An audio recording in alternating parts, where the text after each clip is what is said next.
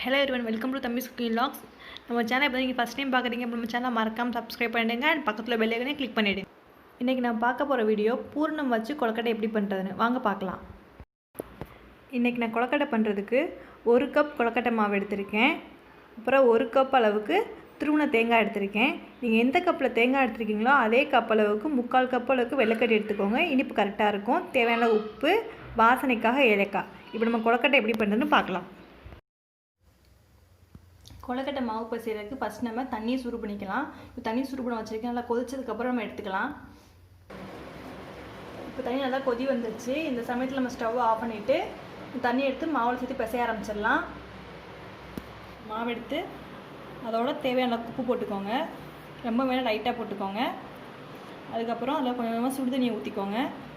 தேவையான அளவு ஊற்றி பிசைஞ்சுக்கோங்க. சூடாக இருக்கும், கை வைக்க முடியாது. அதனால் நீங்கள் கரண்டியை வச்சு ஃபஸ்ட்டு நல்லா மிக்ஸ் பண்ணி விட்டுக்கோங்க.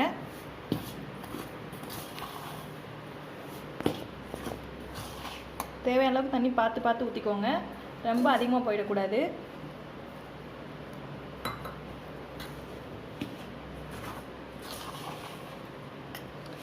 நம்ம இதில் பிசைஞ்சு வச்சுட்டு ஆறுனதுக்கு அப்புறமா கையால் பிசைஞ்சு இடியாப்பு மாவு அளவு கொண்டு வந்துக்கோங்க. இப்போ உடனே சூடாக இருக்கும்போது கை வைக்க முடியாது. அதனால்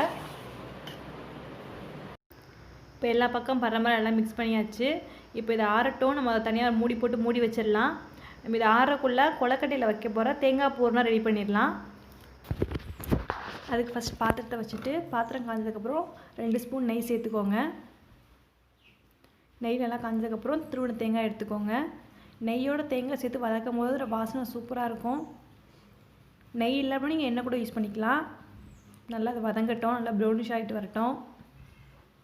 நல்லா தேங்காயோட வாசனை வெளில வந்ததுக்கப்புறம் நம்ம அதோட வெள்ளைக்கட்டி ஆட் பண்ணிக்கலாம். இது நல்லா வதங்குற வரை மிக்ஸ் பண்ணிக்கோங்க. நம்மளுக்கு தேங்காய் பூர்ணம் பண்ணுறோம். தேங்காய் பூர்ணம் இல்லாமல் பாசிப்பருப்பு பூர்ணம் பண்ணலாம், கடலைப்பருப்பு பூர்ணம் பண்ணலாம். இப்போ வெள்ளைக்கட்டி ஆட் பண்ணிக்கோங்க.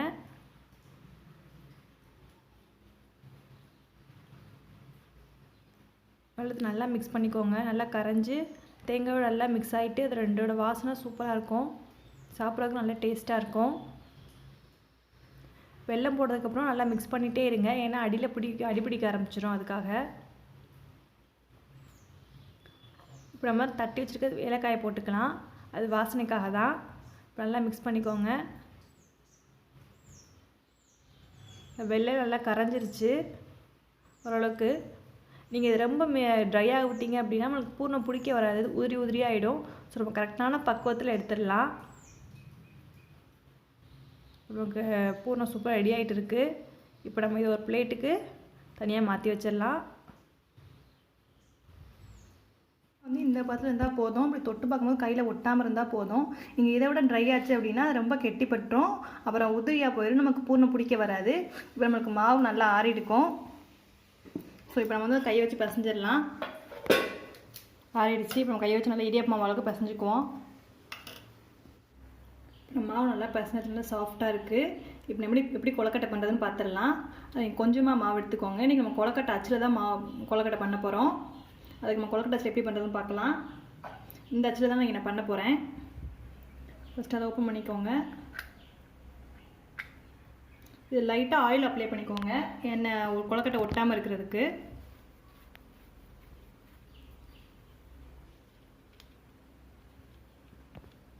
நம்ம இதெல்லாம் மாவு எடுத்து வச்சிடலாம். மாவு ரொம்ப கனமாக வைக்க வேணாம். அப்புறம் நம்மளுக்கு உள்ள ஸ்டஃப் நல்லா இருக்காது சாப்பிடும்போது. இந்த லேயர் ரொம்ப ஒல்லியாக வச்சுக்கோங்க. அந்த ஷேப்க்கு வச்சுக்கோங்க.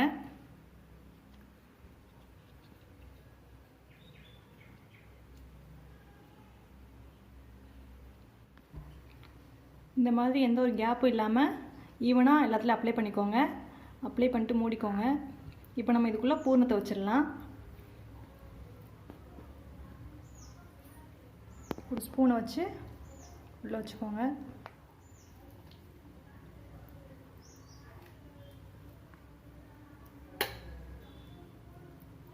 இப்போ அடியில் கொஞ்சம் மாவு எடுத்து ஃபில் பண்ணிக்கோங்க. உள்ளே வைக்கிற மாவு ஒல்லியாக வச்சுக்கோங்க. இங்கே ரொம்ப கனமாக வச்சிங்க அப்படின்னா பூர்ணம் ரொம்ப கம்மியாகிடும். நம்ம சாப்பிடும்போது மாவு தான் அதிகமாக தெரியும். அவ்வளோதான். இப்படி தான் நம்ம கொழுக்கட்டை அச்சில் பூரண கொழுக்கட்டை பண்ணுறது. இப்போ நம்ம இதெல்லாம் டைட் பண்ணிவிட்டு இப்போ ஓப்பன் பண்ணி பார்க்கலாம். நம்ம கொழுக்கட்டை ஷேப் கரெக்டாக வந்திருக்கும். இப்போ ஓப்பன் பண்ணலாம். இந்த மாதிரி ஓப்பன் பண்ணிக்கோங்க. இந்த மாதிரி ஓப்பன் பண்ணால் நம்ம கொழுக்கட்டை சூப்பராக வந்திருக்கு. இப்போ நம்ம எடுத்துடலாம். நமக்கு சூப்பராக ஷேப்பாக எந்த ஒரு கிராக் இல்லாமல் அழகாக வந்திருக்கு. இதே மாதிரி நம்ம எல்லாத்தையும் பண்ணி வச்சுக்கலாம். எல்லா கொழுக்கட்டையும் அந்த மாதிரி பண்ணி எடுத்தாச்சு. நம்ம இதே மாதிரி மாவு பிசைஞ்சு இதே மாதிரி சைஸில் கொழுக்கட்டை பண்ணோம் அப்படின்னா நமக்கு எந்த ஒரு விரிசல் இல்லாமல் கொழுக்கட்டை சூப்பராக வரும். இப்போ நான் வந்து இட்லி பாத்திரத்தில் தான் நான் கொழுக்கட்டை வைக்க போகிறேன். அதை தண்ணி ஊற்றி காய வச்சுருக்கேன். இன்றைக்கி நான் ஏன் துணி போட்டிருக்கேன் அப்படின்னா, இதில் நம்ம துணி இல்லாமல் கொழுக்கட்டையை வச்சோம் அப்படின்னா ஹீட்டில் வந்து கொழுக்கட்டை பாத்திரத்தில் ஒட்டி இருக்கும். நமக்கு எடுக்கும் போது லைட்டாக பிஞ்சிரும். இப்போ நம்ம துணியில் வச்சோம் அப்படின்னா நமக்கு ஹீட்லேயே எடுத்துக்கலாம். நமக்கு எந்த ஒரு கிராக்கும் இல்லாமல் இருக்கும். இப்போ நம்ம எல்லாரோடய உள்ளே வச்சிடலாம். அதுக்காக தான் துணி. நீங்கள் துணி இல்லாமல் கூட வச்சுக்கலாம். துணி இல்லாமல் எடுத்தீங்க அப்படின்னா கொழுக்கட்டை ஆறுனதுக்கப்புறம் எடுங்க. துணியோடு நீங்கள் வச்சிங்க அப்படின்னா நம்ம கொழுக்கட்டையை வெந்ததுக்கப்புறம் உடனே எடுத்துடலாம். இப்போ நம்ம எல்லாத்தையும் வச்சாச்சு. இப்போ மூடி போட்டு மூடிடலாம். 10 மினிட்ஸ்க்கு அப்புறம் பண்ணி பார்க்கலாம். நீங்கள் அதிகமாக வேக விட்டிங்கனாலும் கொழுக்கட்டையோட அந்த டெக்ஸ்சர் மாறிடும். சொர சொரன்னு இருக்கும். சாப்பிடும்போது ரஃப்பாக இருக்கும். கரெக்டாக 10 மினிட்ஸ்க்கு அப்புறம் ஓப்பன் பண்ணி பார்த்து எடுக்கலாம். இப்போ 10 மினிட்ஸ் ஆகிடுச்சு. ஓப்பன் பண்ணி பார்க்கலாம்.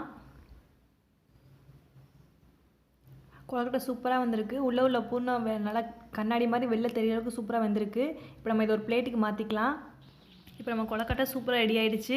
நம்ம எப்படி வச்சோமோ அதே மாதிரி இருக்குது. எந்த ஒரு விரிசலும் இல்லை. சூப்பரான தேங்காய் பூர்ண கொழுக்கட்டை ரெடி ஆகிடுச்சு. இந்த வீடியோ உங்களுக்கு பிடிச்சா நம்ம சேனலை மறக்காமல் சப்ஸ்கிரைப் பண்ணுங்கள், ஷேர் பண்ணுங்கள், லைக் பண்ணுங்கள். தேங்க்யூ.